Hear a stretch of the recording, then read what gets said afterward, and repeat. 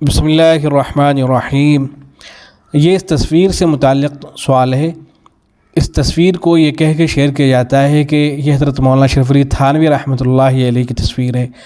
لوگ اسے فیس بک پر بھی شیئر کرتے ہیں اور ایسے ہی ٹویٹر پر بھی اس کو شیئر کیا جاتا ہے، اور بعض مرتبہ تو بڑی شخصیتیں اس کو شیئر کر دیتی ہیں یہ کہہ کر کے کہ حضرت تھانوی رحمۃ اللہ علیہ کی تصویر ہے، یا حضرت تھانوی رحمۃ اللہ علیہ کا کبھی کوئی مقولہ شیئر کرنا ہوتا ہے، یا حضرت تھانوی رحمۃ اللہ علیہ کے بارے میں کوئی اہم بات بتلانے مقصود ہوتی ہے تو عام طور سے اس تصویر کو شیئر کر دیا جاتا ہے۔ تو یہ حضرت تھانوی رحمۃ اللہ علیہ کی تصویر نہیں ہے، بلکہ حضرت تھانوی رحمۃ اللہ علیہ کے خلیفہ تھے حضرت شاہ وسیع اللہ رحمۃ اللہ علیہ، ان کی یہ تصویر ہے۔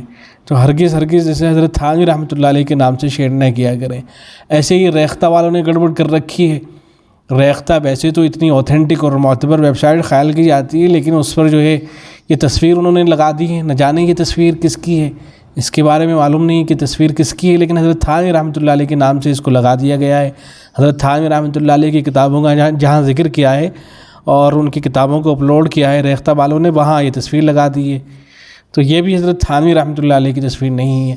حضرت تھانوی رحمۃ اللہ علیہ کی صرف ایک تصویر ایسی ہے جس کے بارے میں بہت پہلے سے مشہور ہے، اور اس وقت سے مشہور ہے جب سوشل میڈیا کا زمانہ نہیں تھا، انٹرنیٹ نہیں تھا، جس میں حضرت تھانوی رحمۃ اللہ علیہ رکشے کے اندر بیٹھے ہوئے ہیں اور چھتری لگائے ہوئے ہیں۔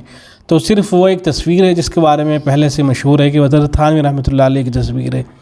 تو اس کے علاوہ جتنی بھی تصاویر ہیں وہ حضرت تھانوی رحمۃ اللہ علیہ کی نہیں، حضرت تھانوی رحمۃ اللہ علیہ کے نام سے ان کو نہیں شیئر کرنا چاہیے، اور اس کو بھی شیئر نہیں کرنا چاہیے اس لیے کہ اکابر کا تصاویر کے حوالے سے موقف یہ رہا ہے کہ تصاویر وہ ناجائز ہیں، حرام ہیں، ان کی اجازت نہیں ہے ان کو اپنے پاس میں رکھنا یا ان کو شیئر کرنا جائز نہیں ہے۔ اور خاص طور سے اگر آدمی عقیدت کے ساتھ میں رکھ رہا ہے تب تو اور بڑے مسائل ہیں اس کے اندر، عقیدت اور احترام کے ساتھ اگر رکھتا ہے تو تب اور مسائل ہیں بہرحال اس کے اندر۔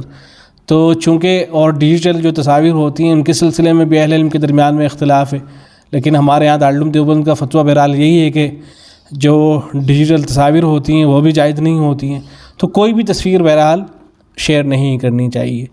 السلام علیکم ورحمۃ اللہ۔